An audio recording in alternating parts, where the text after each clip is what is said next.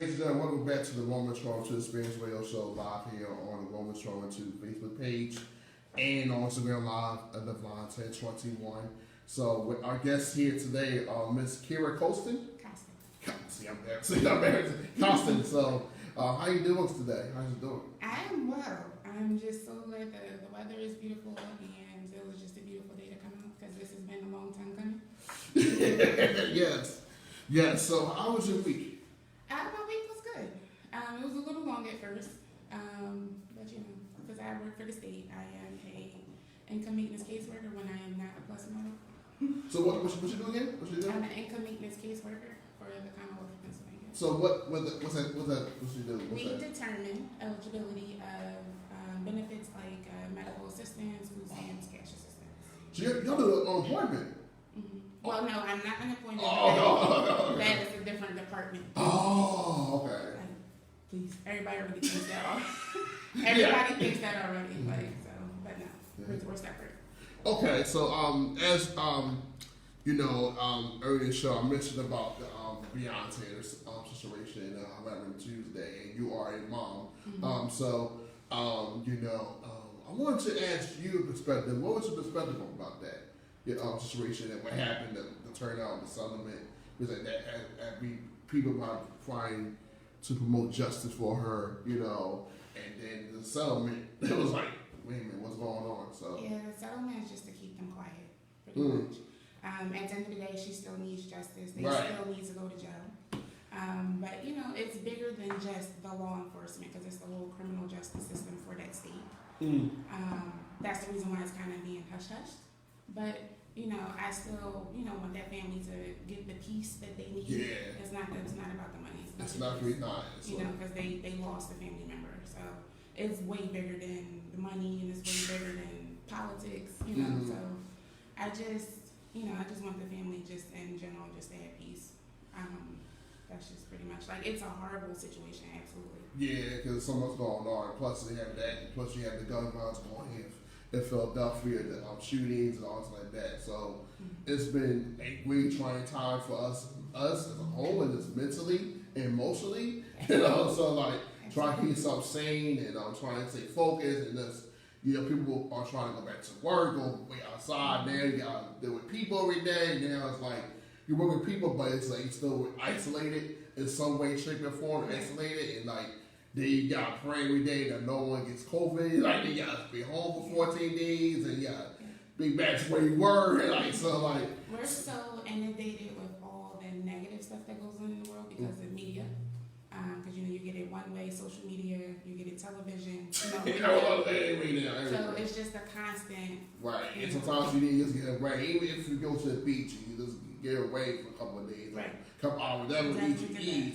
But the only purpose of this thing, you be fine. So right. So for those, I kind of know you, but I don't know you. So can you tell us who is Kera Coston? Kera Coston. She is resilient. She is amazing. She is a mother of one. I have a teenage daughter. She's a sister. She's a best friend. She's amazing. She's revamping as we go. Progression is always a big thing in my life. So even if it's little steps, we're moving somewhere towards some type of goal. And right now, the goal is to bring my brand as far as KMonique artistry to the forefront more so.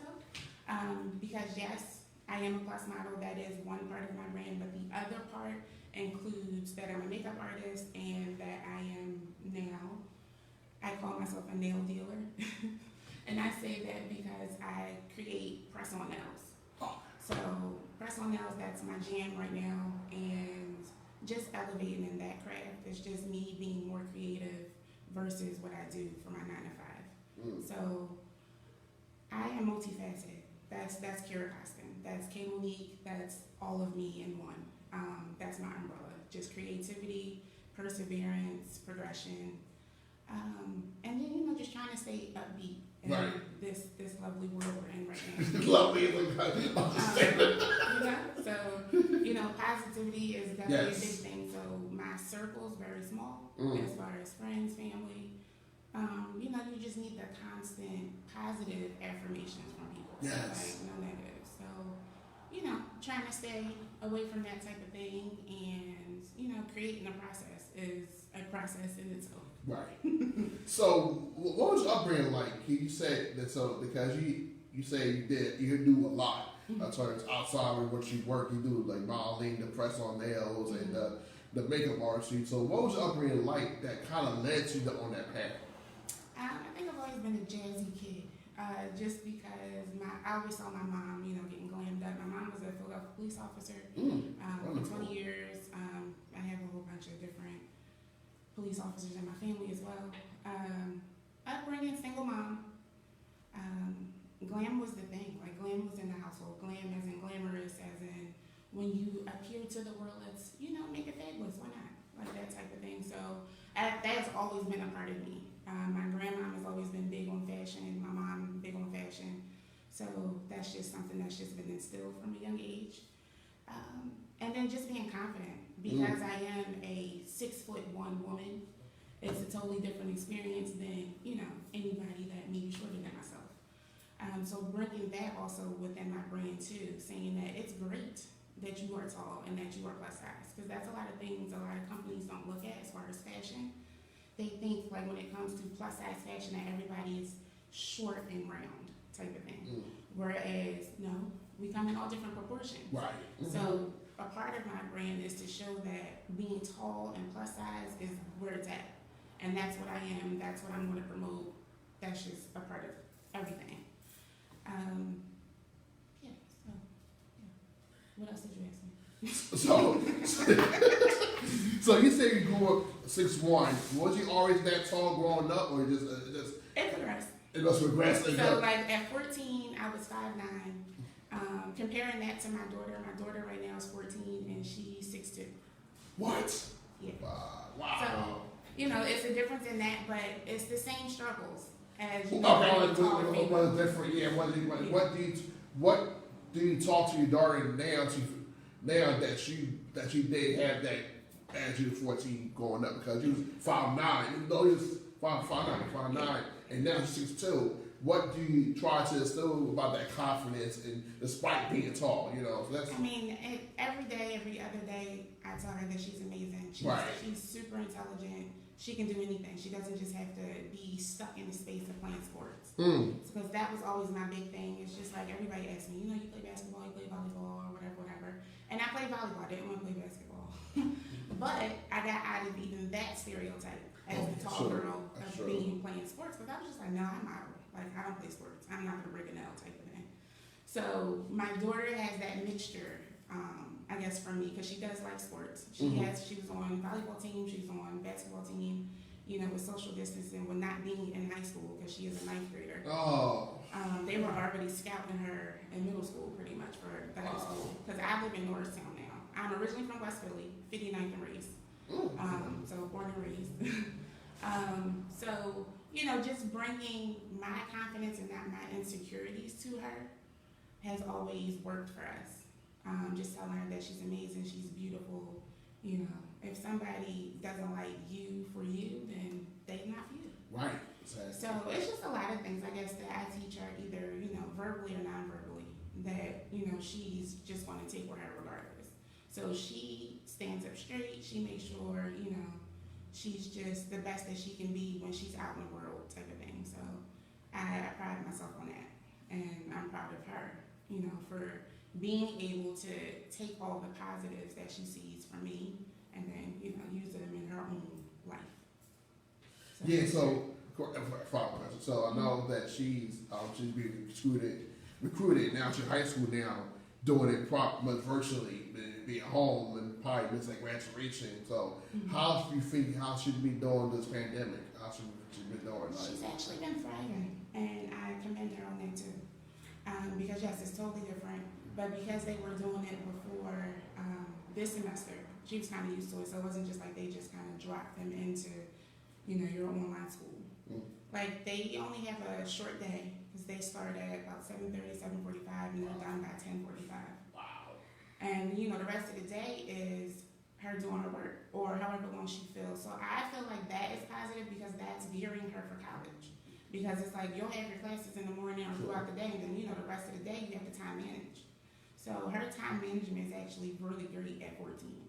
So, I mean, I think she's thriving. Yes, she would like to, of course, be in school with her girlfriends so they're not on FaceTime and holding up, you know, the iPads and the iPhones and everything all day. But, you know, she still has, you know, her people, and which is good. Plus, she has her people when she's online with school, and she has other support system as well. So, I think she's doing good. That's wonderful. That's awesome. I guess that especially my friend always treat like the kids, you know, Right. especially being home and me working with high school students. I was thinking about it. How your kids be feeling? Like they go through a lot of emotions, especially those kids are graduating. Now it's like I can't see my friends anymore. Now I gotta go to a new environment. Now I'm home one night. I'm supposed to learn about lockers and new teachers and new norms and new like schedules, and now that got me home. And sometimes they want to have a break. You know, like, I will be able to through all 6 days long. So what led you to become a plus size model? And you know what steps you took, or what thing that it was always natural, or something happened that you say, look, I want to do this. So we'll take it back to a family reunion. It's so funny to see old pictures versus you now. And I actually have a picture that's on my page that I did a collage. So at a family reunion, like God, more than probably 20 years ago, whatever, I did a fashion show at the family reunion. I had this flowered suit on, a two-piece suit with my glasses and my ponytails just going, and it was just amazing. And then just the confidence that I had at age 5, like just, it's crazy, it's ridiculous. But I had actually paired that picture with a more recent, like a modeling picture or whatever, and it was just like, it started here. But of course, you know, from 5 to, let's say, after college, because I felt like after I did my education part, I have a BA in psychology. It's like, and after I did that part, I was just like, oh, let's kick up this whole creative side of me. Like, I'm tired of the books. Like, let's go over this. Let's use this other part of my brain. So that came alive in college, actually, with a modeling guild at Cheney University, La Regional. So we were pretty much just the awesome fashionistas that were like on campus, and you actually got picked by the creator of the group, Mr. Tiller. He actually like picked me out. Like one day I was going to like the CAF for the student union, and was like, "Have you ever thought about modeling or whatever?" And it kind of started from there. I'll say more seriously, because that was more of the training. On what it is to be a model, what you're supposed to do as far as runway and everything like that. So as far as my background in modeling, runway, print, my ultimate goal is to be a fit model, meaning that the brand would use my measurements to then make their clothing. Oh. So that's like one of my ultimate goals. I have kind of dabbled in that part. But it kind of just, like from college on, you figured I went back a little bit later in college, so I graduated 2010. So I think I really started putting my like foot in everything, probably like 2011, 2012. Because also, like I said, with being a makeup artist, that kind of took over once I started doing makeup for Philly Fashion Week, and that was another part of my training with my mentor Rodney John. He's now in LA. He's amazing. So that was it's just so many different pieces that make up me over the years. So like I said, just that whole teaching with fashion, the fashion shows, and doing makeup that way, doing it under 30 minutes, and all of that geared me to where I am now. As far as modeling, it was definitely, I was in a whole lot of fashion shows and stuff like that. That does become tiring. And also when people don't realize your worth as far as a model, and I say that to say that to show your clothes, you need models. True. So it kind of should be a hand-in-hand type of transaction, even if it's not always financial. It should still be something that you're leaving with, as far as even a thank you, even just something that you guys already talked about. But it's a partnership, and I think a lot of people forget that when it comes to fashion shows and including models and stuff like that. You always want to leave with a positive experience anytime you're working with, of course, anyone outside of yourself. So you try to make sure that you are aligning yourself with brands that are like that. But yeah, my journey as a model it's not done. Right. So it's not like I have reached the highest and I'm done. Mm-mm. It's just like I'm still, I'm still working. So I'm still progressing. I just did a photo shoot for my birthday / portfolio Wonderful. on my birthday at the beach. So Oh, wonderful. I'm just waiting for those prints and, just doing a whole bunch of different things. And I've worked with a lot of different brands and I am still currently brand ambassadors for two brands right now. Being a brand ambassador just pretty much means that you are influencing, your following or your family or your friends with what you're doing or what you're wearing. Because, millions of times it'd be like, oh, girl, what you got on? Like, I like that or whatever. So now it's just like, oh, yeah, I have this on. You can use my code so you can get a discount or, things like that. So I do show most of the time, like the things that I wear and the things that I have from these brands. And there'll be new pictures with those things as well. So it's just it's a continuous thing and it's a growing thing. And I'm actually glad to be sitting here. Wonderful. Letting other people know, kind of, a little bit more because I know I don't do lives all the time and stuff like that. Right, so we can get to know you. Yeah, Like beyond, just to try to beyond the picture. people, Like, they know right. because a lot of times when you look at a picture, but you don't know the person that how to get to that place because that's you went for a journey to get to that process, get to that. And it's still, and it's like, and during this downtime of COVID, with working from home because I am teleworking, I just felt like I had a lot of downtime. So then that's how the Adorn Your Press-Ons was born as well. And that's my press-on brand. And that's how that was born. It was just like, I can't go to the nail salon. I want to have my nails done. So I'm going to do it myself. So then it turned into, oh, people like them. So it was just like, oh, you guys like them? Oh, okay. So it was just like, well, this is what I'm offering now because you guys like it. And it's kind of, it's a snowball. It's been like a snowball effect. And then even with the snowball effect, it's still a lot of revamping that I still want to do with that because then that's something new for me. So that's a new avenue that I am trying to hone. And, we're just taking it day by day. Like it's not, it's not a race. So it's just getting my ducks in a row as far as my branding in general. Just getting everything together. So what will be your ultimate? What is your ultimate goal for yourself in terms of the modeling? Because I think that's your number one thing that you come from far back to, and the press on nails and the makeup has come along. That what is your ideal goal for modeling in terms of what would you if you were to leave modeling today now? What you want to see how modeling is? How you want modeling to be going forward? Going forward, I'm just going to be more strategic. Okay. Definitely within my approach with modeling. That's just doing more research because you never stop learning with any other things that I'm currently doing or have done. So it's just more research. It's more getting out there, more like networking. Networking is a big thing, especially in the fashion industry. So just doing more of that. Definitely connecting with more brands. Let's get a national ad going. Let's get my face on some billboards type of thing. Yeah. So being the ultimate goal, like I stated, would be a fit model. Right. And then to put supermodel in front of model. And then we can drop the plus. Because it is what it is, you know it.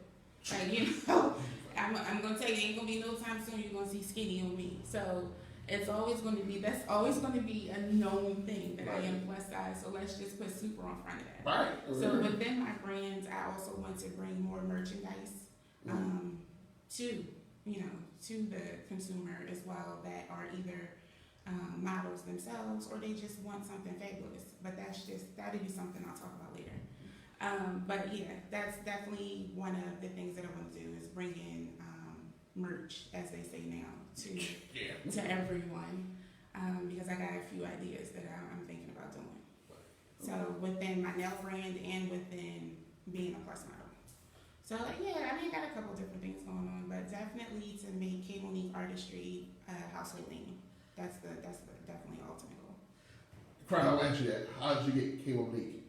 KMonique, that is my name. My name is KMonique Coston. Oh, okay. Let's So see. we just dropped the Coston part. Oh, okay. And then artistry because it's my art. Right. Whether if I'm doing modeling, whether if I'm doing nails, whether if I'm doing makeup, this is my artistry and this is what I'm bringing to you. So KMonique Artistry is me bringing my art to everyone. Wonderful. So, so since you do a lot of things, how do you practice self-care? We want. How do I practice self-care? Now, I am the ultimate Virgo. I can be an Don't introvert. Virgos. I keep it's Virgos. It's Virgo season. So I'm a Libra, so I'm around y'all. When I tell you the amount of Virgos that are out here running the world literally, and that's not just for the bigger names that you know, just in general, even the people that are in my circle that are Virgos. And when I tell you they are the determination, the perseverance, their aesthetic, their just amazingness is just remarkable. And I feel blessed that I am a Virgo. I feel blessed that I'm here right now, being able to tell you a part of my story, because this still ain't even all of it. But just, I think part of self-care is kind of telling myself that you are dope, you are amazing. Yeah. Mm-hmm. Making myself do things, because during this time it's just been kind of a little bit shut down. I've been a little bit more sheltered and more conscious of the energy around me, more conscious of who's being consistent and who's not being consistent. And that's in business and that is in personal life as well. So all of that stuff matters. So self-care for me, it can be definitely the times when I'm just Netflixing and chilling. That can be by myself. True. It can be when I am doing either new looks for makeup. It could be me doing skincare for myself. It could be just as me and my daughter doing stuff. But most of the time, I think self-care for me is being by myself and my thoughts. Okay. And, just trying to get things together, sometimes journaling, sometimes not. But just getting me together. And that can be, it's so many different ways that I self-care. It's not just one thing. And you brought up journaling, so have you ever thought about putting a book? I'm sorry. You say you say about journaling. You ever thought about writing a book? I've thought about it, but I'm not there yet. Not there. Not there. No. Yeah. Okay, let's put some out, put a little seed out there. Little fan seed, Maybe once everything, I don't know. I could probably start it now, but that's just not one of the. Right, but now you made focus. It's not a focus yet. Right. I think you have a lot to share, a lot of wisdom based on what you have done. I think it will impact a lot of young women, based on your journal and how you, the money side, the working side, the modeling side, the makeup, the press on nail, because a lot of people want to learn information, They want to, we got to share our gifts with people, And that's where I'm at too. Because I'm finally there, like, okay, Kara, you do have a lot to offer. Like, you do know a lot of things. So, my circle knows that, but it's just one of those things that you gotta be comfortable with all of this too. Yeah, you do.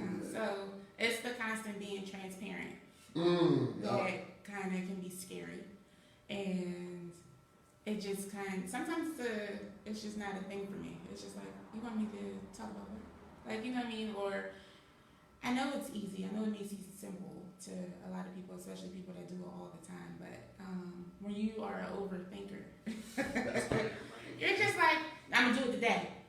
No, I don't feel like it. It's like, I'm gonna do it today. That's me all the time. Maybe later. And you keep putting stuff on hold, and I'm tired of doing that. So this was a part of me being tired, tired of doing that.